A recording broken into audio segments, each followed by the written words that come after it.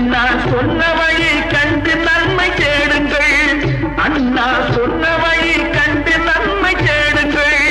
நீங்க நல்லா இருக்கணும், நாடு முன்னேற. இந்த நாடெங்கும் இல்லாமை இல்லை என்றாக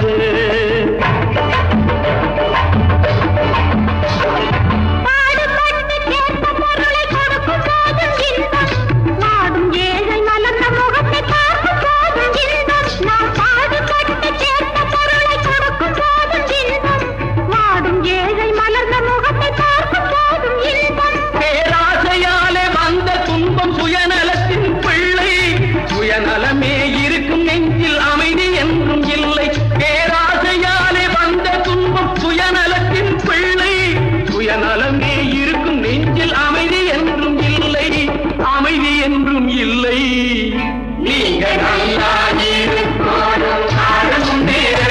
இந்த நாட்டில் உள்ள ஏழைகளின் வாழ்வு முன்னேற.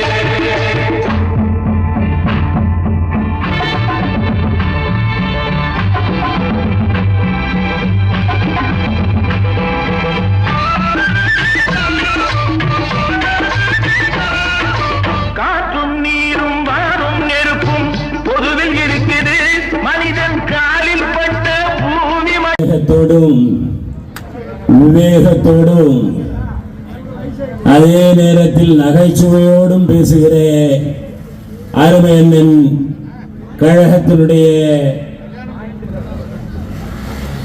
செய்தி தொடர்பாளரும் கழகத்தினுடைய இலக்கியனுடைய செயலாளரும் முன்னாள் அமைச்சருமான அருமையண்ணன் வைகை செல்வன் அவர்கள் உரையாற்றுவார்கள்.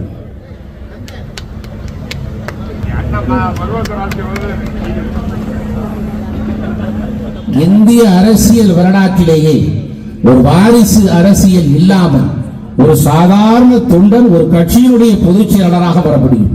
ஒரு சாதாரண தொண்டன் தமிழகத்தினுடைய முதலமைச்சராக வர முடியும். அந்த இயக்கம் அதற்கு அங்கீகாரம் தரும் என்று சொன்னால் அந்த இயக்கம் தான் அனைத்து இந்திய அண்ணா திராவிட முன்னேற்ற கழகம். அப்படி வந்தவர் தான் நம்முடைய அருமையண்ணன் புரட்சி தமிழர் எடப்பாடியார் பொதுச் செயலாளராக இருந்தார்.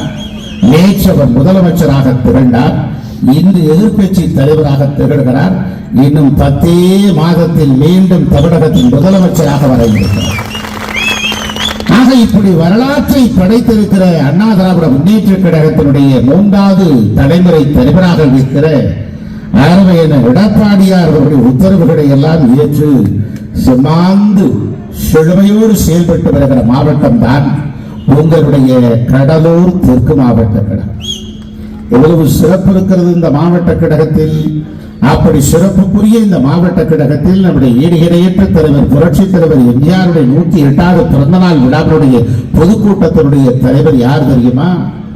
நம் நெஞ்சமெல்லாம் நிறைந்திருக்கிற என் ஆருயிர் அண்ணன். எப்போதும் கழகம் கழக உடன்பிறப்புகள் என்றுதான் இரவு பகல் பாராது கண்டுஞ்சாது கடமையாற்றக்கூடிய ஒரு மாவீரனை இந்த மாவட்டம் பெற்றிருக்கிறது. கடலூர் ஒருங்கிணைந்து இருக்கிற போது இந்த 14 தொகுதிகளுக்கு மாவட்ட கழகத்தின் செயலாளராக பணியாற்றிய